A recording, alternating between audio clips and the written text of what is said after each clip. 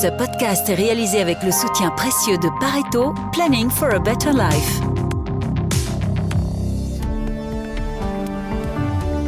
Vous écoutez Z sur 7, le podcast économique de Trends Canal Z. Aujourd'hui, nous sommes le 9 janvier. Votre podcast aujourd'hui est écrit par Salomé Bayard et animé par Jean-Pascal Ledoux. Madame, monsieur, bonjour. Aujourd'hui, dans ce nouvel épisode, la directive européenne sur la transparence des salaires, qui vise à réduire les écarts entre hommes et femmes, devra être transposée d'ici fin juin 2026. Cette directive, elle impose que les employeurs soient plus clairs et donnent plus d'informations sur les rémunérations. Augmentation dans les supermarchés. Deleuze augmente ses produits, Carrefour opte pour des hausses plus fortes et Colruyt ajuste doucement. Tous les supermarchés adaptent leurs prix et ce sont souvent des augmentations. Restez à l'écoute de Z sur 7 pour votre plein d'analyse économique.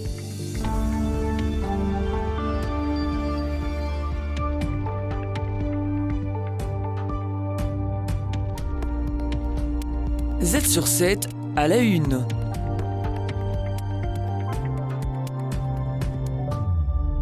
Focalisée sur les écarts de rémunération entre hommes et femmes, la directive européenne sur la transparence des salaires devra être transposée en Belgique d'ici juin 2026. Elle impose aux entreprises de préciser leur politique salariale.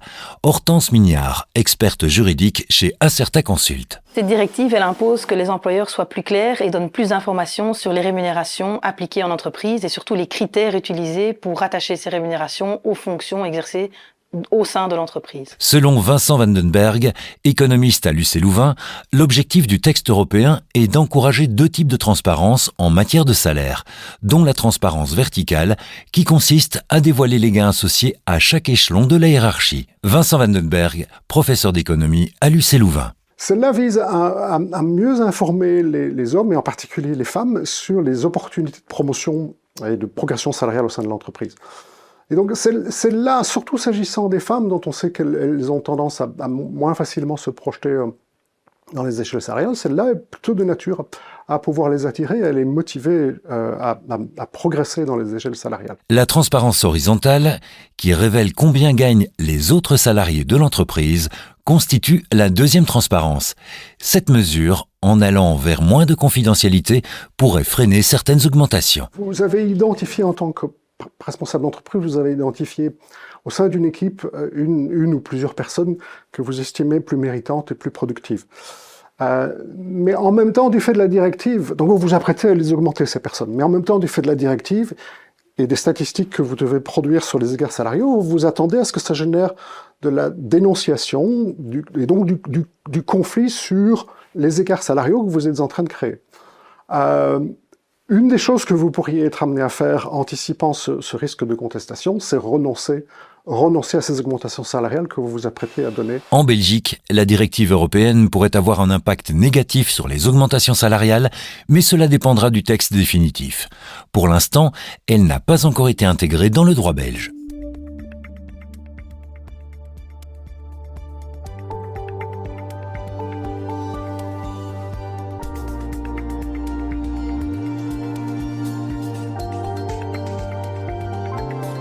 Z sur 7 à la une. Lors de la première semaine de janvier, Deleuze affiche 3200 produits plus chers.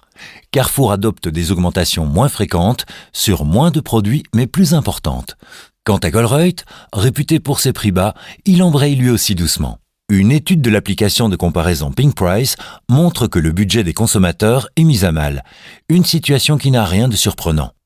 Stéphane Van Rompuy, rédacteur en chef de Retail Detail. Il n'y a pas vraiment de surprise. En fait, chaque année, en janvier, les prix augmentent. C'est la conséquence en fait des négociations entre les supermarchés et les fabricants de marques qui se sont entamées au mois d'octobre, novembre, décembre.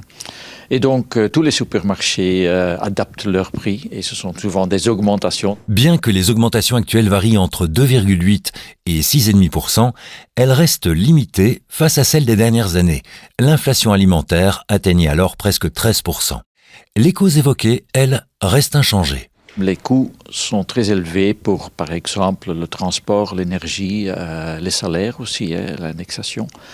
Et donc ça se traduit ont des prix plus hauts. De plus, il y a les matières premières. Il y a eu beaucoup de problèmes, surtout en fait en conséquence du changement climatique.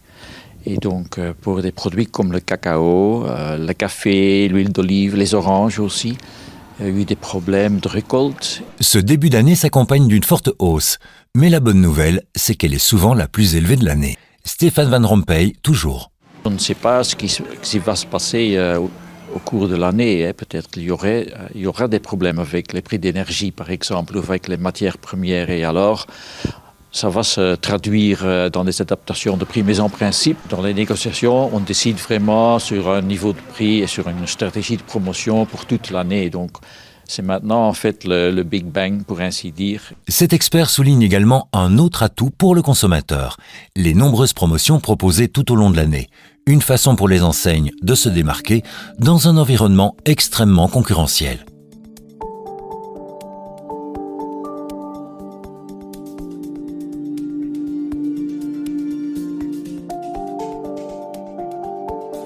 Z sur 7 à la une. Le fact-checking chez Meta, c'est terminé. Mark Zuckerberg a confirmé sur ses réseaux que Facebook, Instagram et Threads cesseront de collaborer avec les 40 000 personnes dédiées à la vérification des contenus. Mark Zuckerberg, CEO de Meta. Les fact-checkers ont tout simplement fait preuve de trop de partialité politique et ont plus détruit de confiance qu'ils n'en ont créé, en particulier aux États-Unis. Au cours des prochains mois, nous allons donc progressivement mettre en place un système de notes communautaires plus complet. Le choix du patron de Meta de se rapprocher du modèle de X pourrait engendrer des problèmes majeurs pour l'Europe. Xavier Degros, expert en réseaux sociaux. Au niveau de l'Europe, c'est un doigt d'honneur que vient en fait de faire Zuckerberg. Il est grand temps pour la Commission de s'exprimer et de le faire sans avoir peur du chantage, puisqu'on se doute que derrière ce rapport de force nouveau qui est en train de s'installer, il y a aussi la peur, notamment d'une taxation plus importante à l'importation de produits européens aux États-Unis. L'accent mis sur la liberté d'expression ne se résume pas simplement à la fin du fact-checking. En plus de ça, Meta ouvre la porte à beaucoup plus de sujets qui étaient déjà sensibles. Je pense notamment à l'immigration et à toutes les questions de genre. Si je faisais partie d'une communauté sensible, j'aurais très peur de ce qui va se passer sur Meta dans les prochains mois. En allant jusqu'à déplacer ses équipes de confiance de Californie vers le Texas, un État moins progressiste, et en désignant 2 proches du futur président américain à des postes clés, Meta semble bien loin de l'époque où Donald Trump avait été banni des réseaux sociaux. Z sur 7 à la une de Trends Tendance. Le magazine Trends Tendance mène l'enquête, un journaliste en dévoile les coulisses.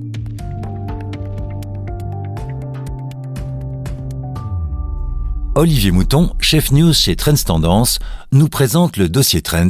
Dans ce numéro, l'accent est mis sur le manager de l'année. Laurent Louillet a été élu, l'occasion d'interroger les raisons de sa réussite. Depuis qu'il a pris la direction de l'entreprise de distribution automobile en 2013, le groupe est passé de 2 implantations à une trentaine, devenant le premier distributeur de BMW et Mini en Belgique. Il est désormais le 40e manager de l'année, après Albert Frère, le tout premier de la série, en 1985. Premièrement, que vous inspire ce titre de manager de l'année attribué à Laurent Louillet? C'est un beau titre. D'abord, Jean-Michel Herbin vient de le dire, c'est la première fois depuis la création du titre de manager de l'année qu'un patron du secteur de l'automobile est récompensé. C'est pas rien parce que c'est un secteur important pour la Belgique. Voilà, c'est un symbole et c'est aussi un secteur qui est en souffrance pour l'instant. Laurent Louillet montre qu'il est possible de réussir et de réussir bien dans ce secteur-là en restant belge et en restant wallon. C'est un entrepreneur familial, on l'a vu, et qui a non seulement repris l'entreprise familiale, ce qui n'est pas toujours le cas, mais en même temps qui l'a fait grandir, donc c'est magnifique. Et puis c'est un Carolo-Régien. L'année passée, c'était un Liégeois qui avait remporté le titre de manager de l'année. C'était Michael Labro de PM Suite, et c'est Macaron. Donc voilà, on passe de Macaron à la voiture, et en restant avec des managers assez jeunes, donc c'est positif. Deuxièmement, Il a fait de cette entreprise un incontournable du secteur. C'est un message qui est évidemment positif pour la Wallonie. Vous connaissez bien la région de Charleroi. Il a fait grandir cette entreprise à partir de Charleroi, à partir d'une concession automobile. Donc c'est assez magnifique parce que c'est une preuve que l'entrepreneuriat peut fonctionner, que l'on peut perpétuer, je l'ai dit, un groupe familial, mais qu'on peut faire aussi grandir. On sait qu'en Wallonie, un des grands problèmes, c'est qu'on a des entreprises, on a des petites entreprises, mais que le problème, c'est de concrétiser l'essai et d'arriver à une échelle importante. Et lui, il y arrive, 900 salariés, 800 millions de chiffre d'affaires, c'est quand même significatif. Troisièmement, le secteur automobile est en crise. Mais alors, quel message cela véhicule-t-il ? Le message, c'est qu'il y a moyen de rester belge et wallon. Donc, c'est vrai qu'aujourd'hui, la plupart des concessions automobiles sont revendues à des groupes étrangers, bien souvent, parce que c'est compliqué, parce que la pression est forte, parce que la mutation du secteur est évidemment considérable. Songeons à l'électrique qui demande beaucoup moins de services après-vente, par exemple. Donc, tout ce monde est en mutation. Et Laurent Loyer, il l'a bien dit dans le portrait, lui, il a fait confiance, il croit en la mobilité personnelle, il croit en la capacité de perpétuer cet univers-là en s'adaptant. On intègre l'électrique, on intègre le vélo. Il fait aussi des ventes de vélos. Donc c'est un bel exemple qui suit aussi, il faut le dire, le succès de BMW. C'est une marque qui est devenue la première marque en Belgique, voilà, alors qu'au départ, c'était une marque plutôt, pas marginale, mais en tout cas d'exception. Finalement, il s'agit de la 40e édition du Manager de l'année. C'est donc dorénavant une longue tradition qui aura récompensé certaines personnalités. C'est une belle histoire. Alors, pour rappel, en 1985, c'est Albert Frère, Carolo lui aussi. D'ailleurs, Laurent Loyer rappelle qu'au début des années 2000, il a été livré une voiture. Donc, comme quoi la tradition se perpétue. Et on peut dire qu'on s'est guère trompé, parce qu'Albert Frère est devenu un des grands capitaines d'industrie qui a, même si on peut débattre évidemment de son implication dans l'économie belge, mais on ne fera pas ce débat-là ici. Et depuis lors, il y a eu beaucoup de grands noms dans les années qui ont suivi. Philippe Botson, Glaverbel, Philippe Delaunoy, Cockerill, et on est arrivé récemment à Fabien Pinkart, qui aujourd'hui est une grande licorne belge avec Odoo, Diane Govaerts et Ziegler. Donc on voit que on est passé par Deleuze, IBA, Sonaca, beaucoup de grands noms. On peut dire que le manager de l'année a raté en fait très peu de grandes réussites économiques wallonnes et belges, et c'est bien de s'en féliciter. Les meilleurs experts boursiers vous proposent des analyses des marchés internationaux, des conseils avisés et les dernières tendances économiques. Z sur 7, expert boursier. Pour terminer cet épisode, Jérôme van der Bruggen, de la banque Degroof Petercam, vient nous détailler la séance boursière actuelle. Aujourd'hui, nous abordons les taux d'intérêt à long terme. Ceux-ci remontent, et c'est le cas à la fois aux États-Unis, mais aussi en Europe. Alors, avant de commencer un débat là-dessus, je pense qu'on peut faire peut-être une petite précision sémantique. Lorsqu'on parle des taux d'intérêt à long terme qui remontent, on parle surtout des taux d'intérêt américains à 10 ans. C'est donc le taux auquel l'Amérique emprunte, le coût de financement des États-Unis. Et ce coût de financement, puisqu'il est considéré comme étant le plus avantageux, l'Amérique emprunte en dollars. La dollar, c'est la devise dans laquelle tout le monde est prêt à prêter de l'argent. Lorsqu'il remonte, c'est un peu un baromètre comme quoi le coût de financement de l'ensemble de l'économie mondiale va augmenter, et c'est pour ça que nous le surveillons. Ce taux d'intérêt a augmenté depuis ces derniers mois, et cette montée peut s'expliquer par plusieurs facteurs. Alors, je pense que c'est surtout la force de l'économie américaine, le bilan de santé que nous recevons avec les statistiques qui viennent depuis quelques mois nous conforte que l'économie américaine va très bien, et on sait que lorsqu'une économie va bien, eh bien, ses taux d'intérêt augmentent. Nous pouvons alors nous demander si cette hausse peut impacter le marché boursier. Alors, pour l'instant, je ne pense pas qu'elle puisse... Pour l'instant, elle n'impacte pas le marché boursier américain. Le marché, disons, est très concentré sur la santé de l'économie américaine. Et donc, la bourse américaine est concentrée sur ces bonnes nouvelles. Mais ces bonnes nouvelles sont une mauvaise nouvelle pour le reste du monde, puisque le reste du monde n'a pas besoin d'un coût de financement qui augmente. Et donc, ça peut être un danger pour l'Europe ou peut-être même pour l'Asie. Cette progression depuis le mois de septembre pourrait peut-être se poursuivre dans les mois à venir. Alors, on peut jamais exclure qu'elles se poursuivent. Cela étant dit, autour de ces niveaux-ci, on commence à attirer beaucoup de nouveaux investisseurs, beaucoup de nouveaux personnes qui sont prêts à prêter de l'argent aux États-Unis. Et donc en général, ça augure d'une détente justement. C'est tout pour aujourd'hui. Merci à tous et à toutes de nous avoir écoutés. On se retrouve demain avec plus d'analyses sur l'actualité dans un nouvel épisode de Z sur 7. De quoi allons-nous parler demain ? Demain, vous découvrirez les points marquants de l'actualité accompagnés de vos analyses économiques. En attendant, restez bien à l'écoute de l'astuce de Pareto pour découvrir les bénéfices du passage en société.